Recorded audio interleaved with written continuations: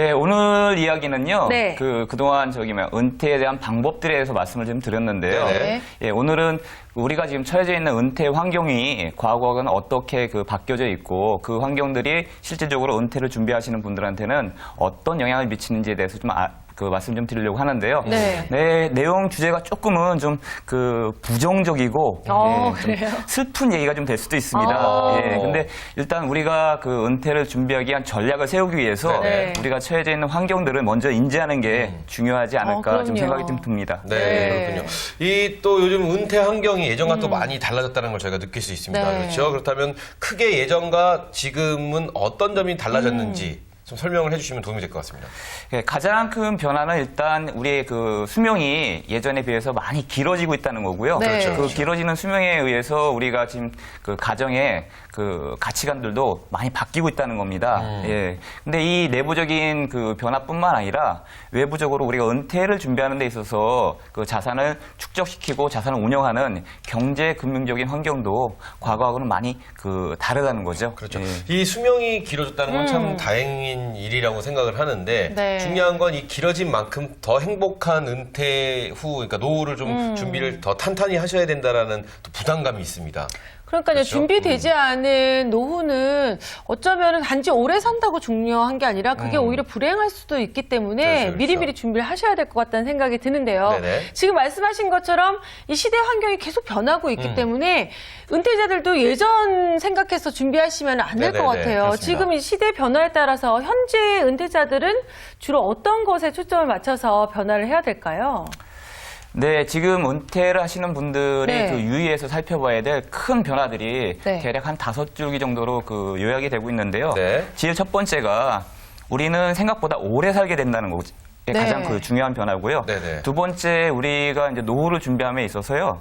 노후의 생활비가 네. 생각만큼 그렇게 많이 줄지 않는다는 것. 아. 그리고 세 번째는 자녀에 대한 맹목적인 지원 역시도 은퇴 생활을 하는 데 있어서는 그렇게 긍정적인 요소가 네. 못 된다는 것이고요. 그다음에 네 번째가 언론에서도 많이 보도가 됐듯이 현재 우리가 가지고 있는 자산의 구조가 부동산에 많이 편중돼 있다는 것. 네. 그리고 가장 중요한 사회 경제적인 요소 중에 하나가 현재 우리 경제적인 상황이 저성장으로 가면서 네.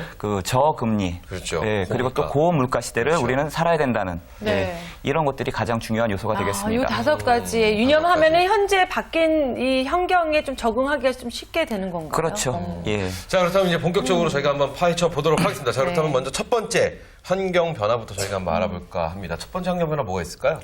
예, 제가 말씀드렸듯이 가장 큰 환경의 변화는요. 네. 오래 우리의 사는 거. 네. 평균 수명이 많이 늘어나고 있다는 거거든요. 네네. 2010년도 기준으로 해서 우리나라의 평균 수명은 80.7세로 지금 나타나고 있습니다. 네네. 근데 이런 평균 수명은 이미 사망한 사람을 포함을 해서 평균 수명이 통계치로 발표되는 거기 때문에요. 그래요? 생존한 사람들은 더 오래 살 확률이 아주 높습니다. 그렇죠. 그러네요. 예. 예. 근데 여기다가 작년도에 국가에서 설문조사를 한번 해봤습니다. 네. 어떤 설문조사는 100세 수명에 대한 인식조사였었는데요. 두 분 혹시 100세를 사는 거에 대해서 어떻게 생각하십니까? 100세가 축복이라고 생각하세요?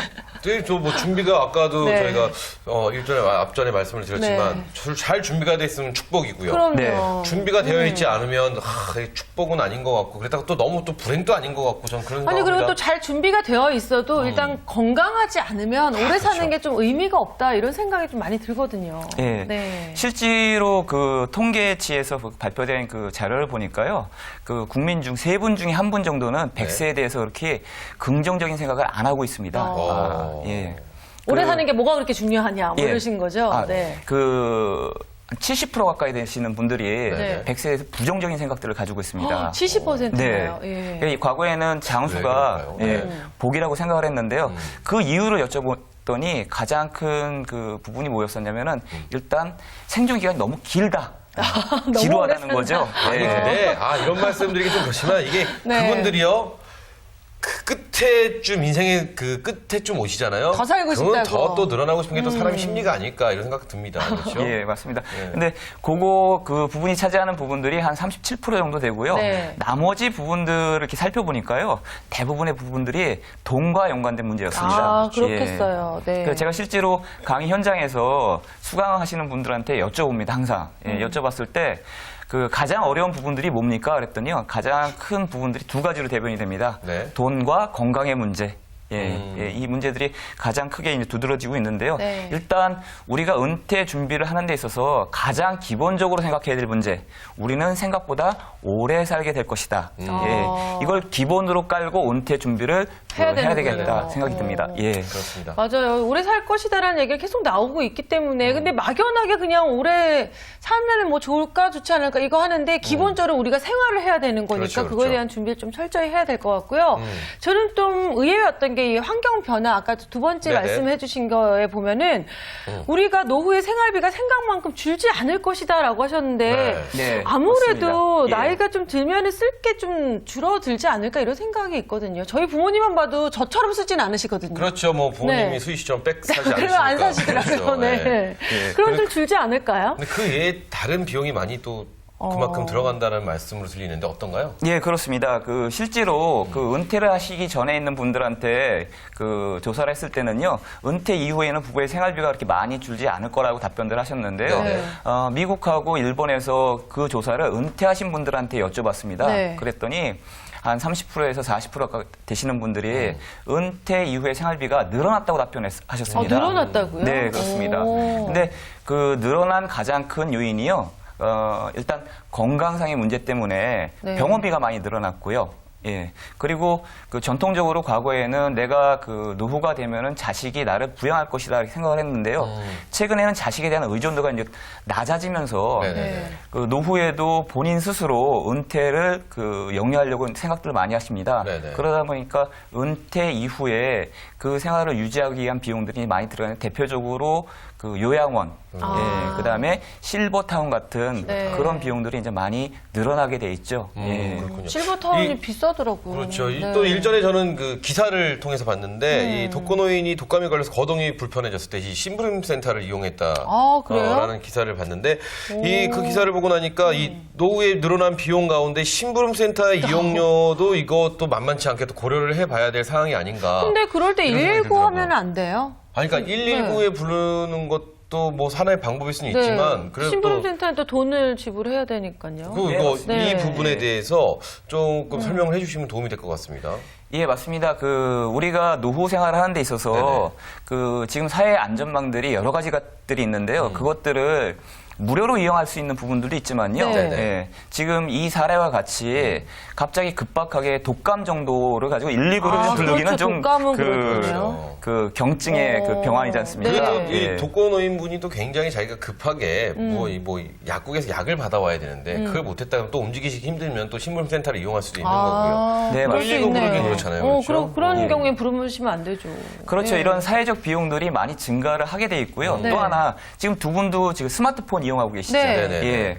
지금 근데 두 분이 만약에 70이 돼서 80이 돼서 스마트폰 이용하실 것 같습니까?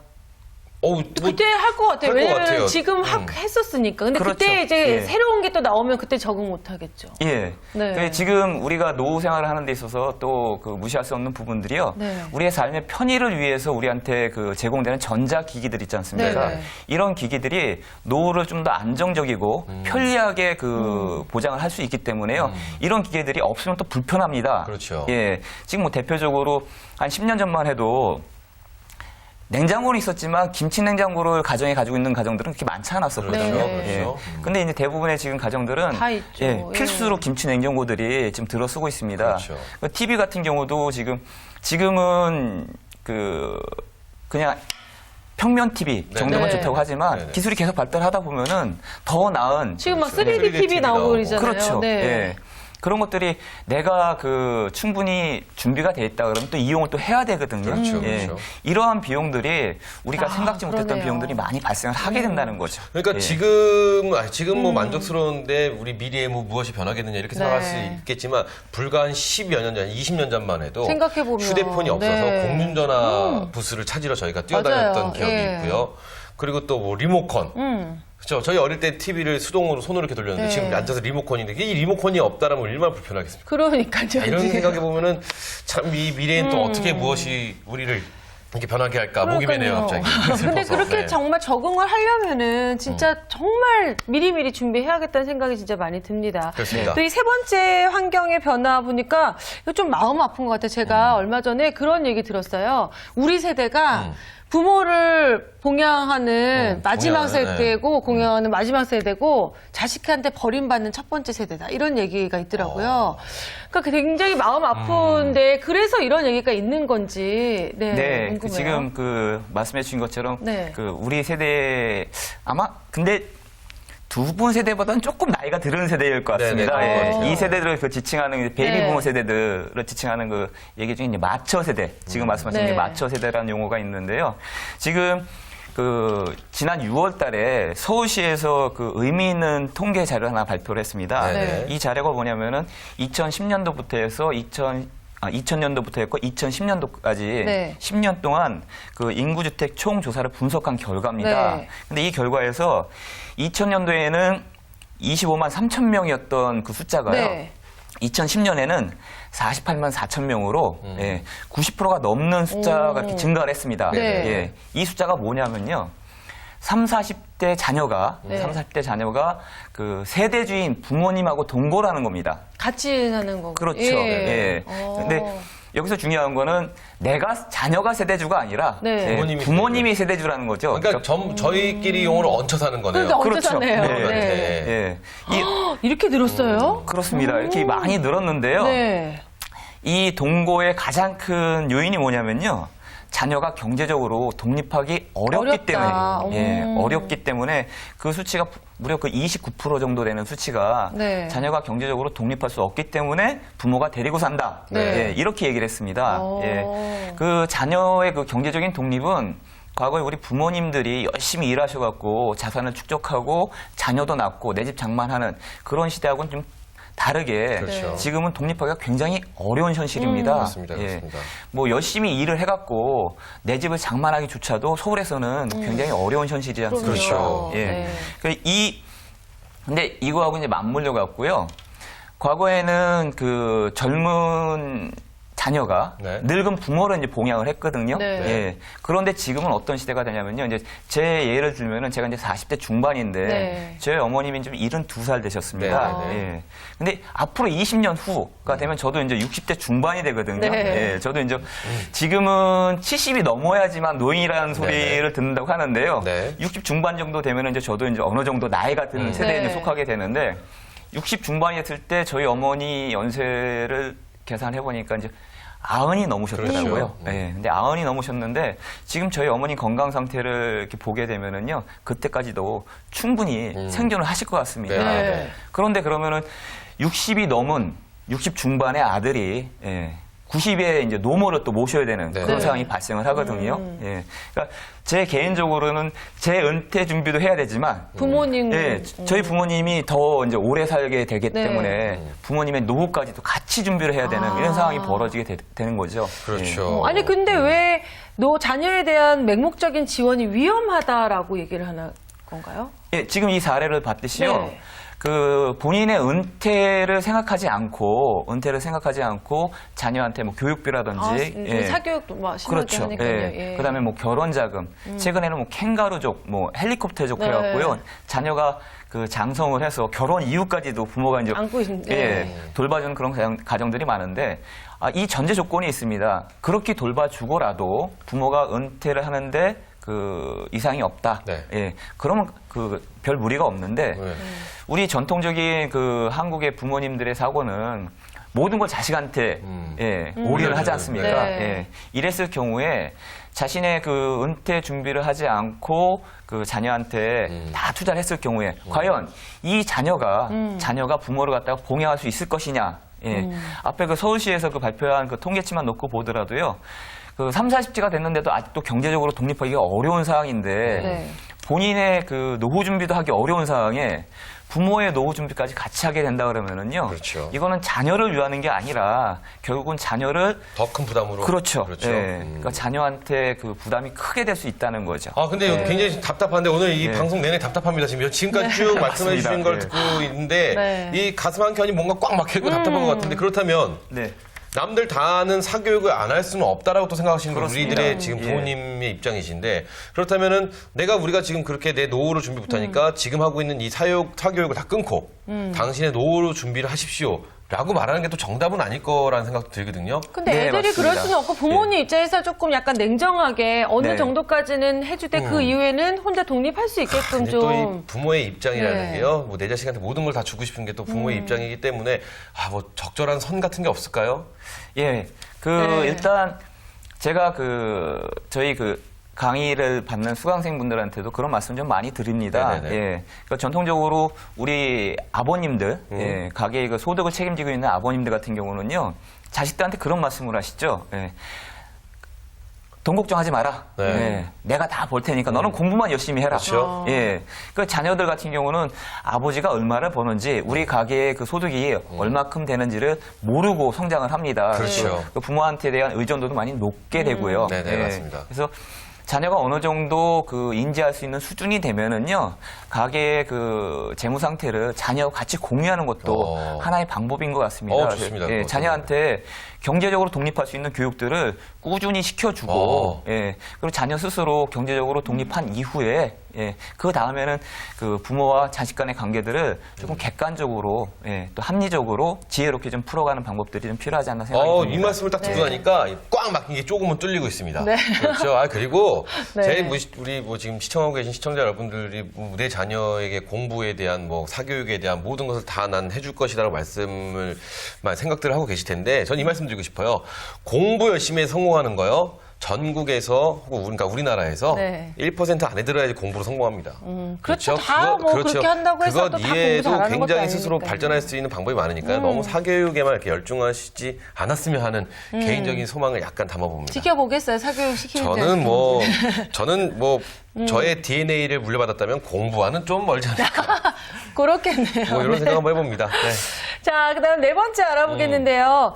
사실 이 부동산에 사실 많은 분들이 치중하고 계세요. 저 같은 그렇습니다, 경우도 그렇습니다. 건물 하나 있었으면 좋겠다 이런 저도 그런 생각하거든요. 생각하고요, 네. 나이 들어서도 계속 월세만 받아도 좀 여유 있게 좀 살 수 있지 않을까 이런 생각이 드는데 네. 오히려 이 치중하는 게 안 좋다? 너무 비중을 두는 게 좋지 않다라고 근데 이제 보시고 계시는 이런 생각을 거예요? 할 수밖에 없는 게요. 네. 금리가 저금리입니다. 그렇죠? 맞아요. 어디 건물을 넣어놔도, 해서 임대료를 예. 받는 것보다 은행에 그 돈을 만약에 적금이나 저축을 해놨다면 거기서 나오는 수익, 그렇죠. 이자가 훨씬 더 금액이 저금리이기 때문에 다들 이렇게 부동산 쪽에 대한 관심이 더 있고 이게 더 탄탄하다는 생각을 많이 하시는 것 같아요. 그리고 예전에 분들은 그렇게 하셔서 지금 그렇게 살고 계신 분들도 네, 많이 그렇죠. 계시잖아요. 예. 그러니까 당연히 그런 사례들이 있으니까 보고 나도 저렇게 됐으면 좋겠다 생각하게 되는 것 같아요. 예, 지금 두 분이 말씀하셨던 상황은요. 네. 아주 행복한 상황이 되겠죠. 임대 부동산을 가지고 네. 내가 수익을 창출할 수 있다고 그런 하면 상황이죠. 네. 예, 너무나 좋은 상황인데요. 이게 현실하고는 좀 괴리가 있는 게 네. 최근에 피델리티 자산운용에서 발표한 자료를 보면은요. 네. 베이비 부모의 평균 자산 구조를 발표를 했습니다. 근데 이 베이비 부모의 총 자산을 보면은요. 한 3억 8천 정도가 총 자산이 됩니다. 근데 이 중에서 부동산이 차지하고 있는 비중이 74.3%로 한 2억 8,500 정도가 이제 부동산에 치중이 되어 있고요. 네네. 한 8,600만 원 정도 되는 금융자산을 보유를 하고 있습니다. 예. 그런데 이 자산에는 항상 부채가 같이 들어가 있습니다. 그렇죠, 예. 그렇죠. 근데 이 네. 집을 부채 살 때 담보로 그렇죠. 받는 예. 이제. 근데 이런 부채들의 규모가 한 6,500만 원 정도로 냉정하게 이제 금융자산에서 부채를 뺀 내가 순수하게 이용할 수 있는 금융자산의 규모를 보게 되면은 한 2천만 원 정도뿐이 안 됩니다. 예. 근데 2천만 원을 가지고 국민연금만 네. 받고서 2천만 원 가지고 노후에 20년, 30년을 생각한다 그러면 그게 가능하다고 생각을 하십니까? 힘들죠. 그렇죠. 이런 분들은 그거 생각하겠죠. 이 집이 나중에 집값이 오르면 네. 그걸 뽑아서 어디 비슷한 평수나 이렇게 옮기고 그 돈을 쓰겠다 이런 생각이 있으신 거 아닐까요? 예. 근데 네. 지금 우리나라의 부동산, 특히나 이 주택의 상황을 놓고 보면은요, 지금 전반적으로 좀 굉장히 안 좋은 그렇죠. 상황으로 좀 그렇죠. 가고 있습니다. 그리고 우리가 부동산, 특히나 이 주택에 대해서 한 주택의 가격 지수를 얘기할 때요, 가장 크게 이 영향을 미치는 요인이 뭐냐면은 35세에서 54세 인구입니다. 예. 이 인구들이 이제 결혼하고 자녀들이 성장을 해서 이제 집을 갖다가 늘려나가는 네네. 가장 주 세력이 되거든요. 네. 네네. 그런데 이 인구들이 베이비 부모 세대들이 가장 많았습니다. 네. 예, 우리나라 인구 중에 한 710만 정도 되는 인구가 그 가장 많은 인구로서 이 인구들이 주택의 가격 지수를 올리는데 가장 크게 역할을 했고요. 네네. 근데 이 인구들이 은퇴를 하는 겁니다. 네. 예, 은퇴를 해서 자기가 가지고 있는 그 현재 주택들을 줄이거나 처분을 해야 되는데요. 그렇다면은 시장에 그 주택들이 공급이 된다는 거 아닙니까? 네. 예. 그러면 그 공급되는 것들을 누군가는 다시 사줘야 되는데 그렇죠. 그 밑에 있는 자녀들의 세대들은 위 아버지 세대보다 인구 구조상 적은 그 인원이 된다는 거죠. 그렇죠. 예. 그렇게 되면 당연히 부동산 가격은 좀 떨어질 수밖에 아, 없다는 네. 그 결론이 나오게 되는데요. 이런 것들은 선진국의 사례만 보더라도 그 알 수가 있는데 미국과 일본 같은 경우도 네. 같은 인구 구조가 이렇게 올라갈 적마다 그 주택 지수는 올라갔습니다. 근데 이 인구가 그 줄어들면서 주택 지수가 같이 떨어졌거든요. 네. 예. 근데 우리는 그 정점에 지금 와 있습니다. 네, 네. 예. 그래서 앞으로 그 주택이 하락할 것이라는 것들은 대부분의 경제학자들, 부동산 그 전문가들도 그렇게 전망하는군요. 그렇게 전망들을 좀 하고 있거든요. 그래서 예. 요즘 집을 안 사잖아요. 그래서 거의 이제 그리고, 전세로 이거는 이렇게 하시잖아요. 이거는 뭐 어떤 네. 통계 자료나 이런 것인 게 아니라 제 개인적인 제가 바라보는 시선입니다. 네. 요즘 보면 젊은 친구들하고 이제 저도 수업을 하기 때문에 많이 대화를 하고 있는데 집은 월세 살아도 되고요. 네. 집은 아주 그럼 자그만하게 뭐를 살아도 준비해야 되는데 돼요? 그 위에 나의 차, 그런 거에 투자를 그런 하겠다. 거에다 더 많은 투자를 하고 나의 겉모습에 대한 치장 이런 거에 대한 훨씬 더 이 투자와 신경을 많이 쓰는 것 같더라고요. 근데 우리 부모님 세대들은 네. 나는 어떻게 나는 허름한 옷을 뭐 겨워서 입더라도 우리 좋은 가족이 집, 안전하게 살 수 있는 울타리가 되는 맞아요. 나의 집과 네. 우리 가정 이랬는데 요즘은 조금 의식이 사회적인 의식이 좀 이렇게 변하는 거 보면서 한편으로는 씁쓸했는데 또 저희도 보니까 그 중간 세대에 딱 껴있는 게 아닌가 싶기도 하고요. 그러네요. 그러니까 네. 전체적으로 우리가 잘 한번 나를 돌아볼 수 있는 그런 시간을 한번 좀 네, 가져야 되지 어쨌든 않나 뭐 한 곳에 너무 생각을 합니다. 치중되는 게 좋지 않다는 얘기니까 꼭 뭐 집을 사지 말아라 이런 건 그렇죠, 아니잖아요. 그렇죠, 그러니까 그렇죠. 너무 치중되지 않게 금융 뭐 상품이라든가 금융 준비랑 부동산을 좀 적절하게 배치를 잘 하면 되는 거겠죠. 예, 맞습니다. 그리고 몇 대 몇 정도로 하면 좋을까요? 그 선진국 같은 경우는요, 그 부동산 자산이 한 6 정도. 6 정도. 네, 그 다음에 나머지를 금융자산으로 4 정도를 좀 가져가라고 얘기를 하고 네네. 있는데요. 네. 특히나 이제 은퇴 이후에 이제 필요한 것들은 현금 자산입니다. 아, 예. 현금 자산. 현금 자산. 네. 예, 당장 생활비가 필요하고 병원비가 필요하고 예, 손자녀한테 줄 용돈이 필요하고 그렇죠. 예, 이런 것들이 필요하기 때문에 현금 자산의 비중을 적절히 가져가는 게 매우 중요하다는 말씀 좀 드립니다. 네, 부동산과 그렇군요. 금융이 6대 4 정도가 이제 적절하다. 정도. 네. 자, 그렇다면 이제 마지막 이 환경 변화, 5번째 환경 변화 어떤 거를 또 인식해야 될까요? 네, 그 자산에 영향을 미치는 가장 큰 요인, 경제적인 요인이 2가지가 있는데요. 금리와 이제 물가의 문제인데요. 우리나라 지금 금리의 최근 추세, 15년 동안의 최근 추세를 보면은요, 계속 하락하고 있습니다. 네. 예. 근데 그 쉽게 이제 금리를 갖다가 쉬운 용어로 얘기하면 돈의 가격을 이야기하거든요. 이 돈의 가격이라는 거는 마찬가지로 수요와 공급의 원칙에 의해서 돈을 쓰겠다는 사람이 많게 되면은 돈의 가격은 올라갑니다. 예. 그런데 돈을 쓰겠다는 사람이 많다는 거는 그만큼 경제 성장이 고도로 성장을 하고 있다는 얘기거든요. 예. 근데 과거에 우리나라 그 80년대, 90년대 경제 성장률만 해도 10%대 가까운 경제 성장률을 유지를 했습니다. 네네. 예. 이런 시기에는 당연히 그 돈의 가격은 높을 수밖에 없거든요. 예. 그런데 우리나라가 IMF를 겪고 그렇죠. 그 금융 체질이 이제 많이 개선이 되면서요. 그 이후에 우리나라 경제 성장률이 그렇게 높지 않게 가고 있습니다. 그러면은 따라서 돈도 필요한 사람들이 적어지고 있다는 겁니다. 예. 그럼 당연히 돈의 가격은 떨어질 거고 네. 금리 역시도 떨어진다는 거죠. 예. 그럼 앞으로 그러면은 지금은 떨어졌는데 앞으로는 어떻게 될 것이냐. 네. 예. 우리나라 경제는 이미 선진국 경제에 지금 들어섰습니다. 네네. 예. 그럼 선진국 경제 상황에서 금리의 추세를 좀 보면은 우리나라 금리 추세를 좀 그 반추해 볼 수가 있을 것 같은데요. 실제로 선진국 같은 경우 제가 계속 예를 들고 있는 미국과 일본 네. 같은 경우는 이미 0%대 금리로 접었는 지가 꽤 오래됐습니다. 예. 0%요? 네, 0% 금리입니다. 그 일본 같은 경우는 뭐 10년 넘게 네. 0% 금리를 유지하고 있다가 최근에 0.25% 올렸습니다. 아, 예. 네.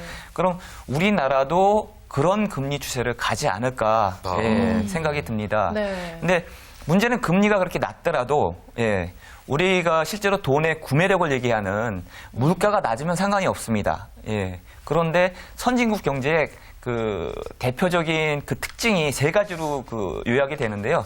저성장, 그 다음에 저금리, 그 다음에 고물가입니다. 네. 예, 고물가이기 때문에 내가 은행에 저금을 했는데 물가 이상의 금리를 얻었다, 네. 이자를 얻었다. 그럼 상관이 없겠죠. 네. 예. 그렇군요.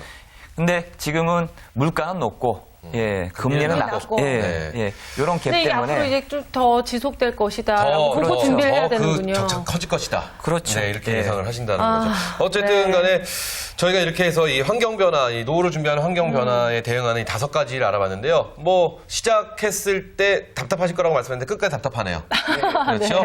저희가 오늘은 이 좀 답답한 얘기를 해봤는데 다음 이 시간에는 좀 이 답답함이 뻥 뚫릴 수 있는 그런 묘한 또 대책을 또 준비해 주시면 어떨까 하는 바람을 가져보면서요. 네. 오늘 좋은 말씀 해주셔서 감사합니다. 네, 네, 감사합니다. 감사합니다.